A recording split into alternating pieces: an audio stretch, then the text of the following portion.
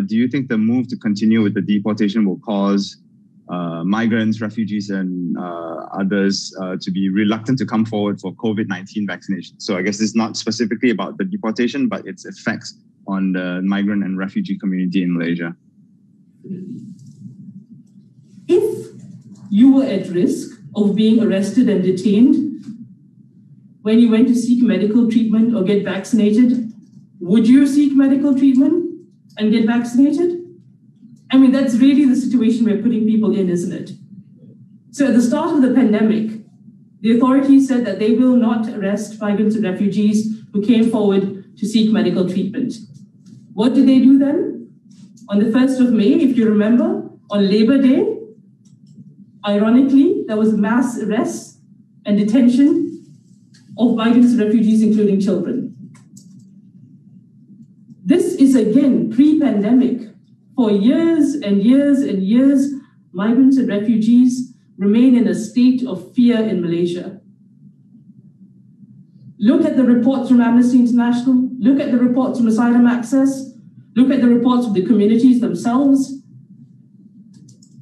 This has been reiterated, and when we talk about fear, we talk about people who are afraid to leave their homes, afraid to work, but they have to because how else will they survive? We talk about the trauma of being detained.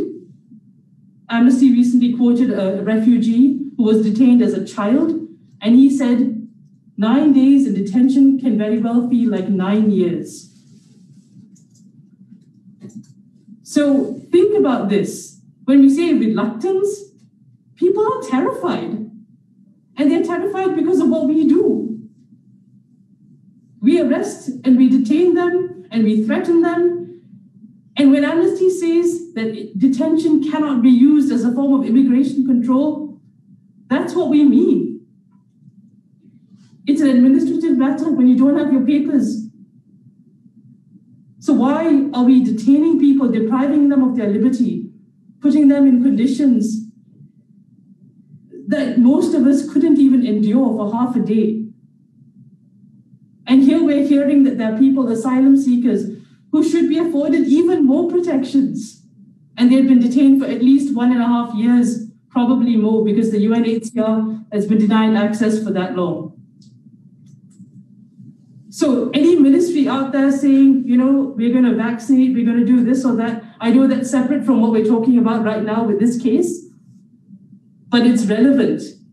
We have to stop this detention. We have to stop these arrests. Forefront human rights. And that applies to migrants and refugees too. Documented or not, by the way.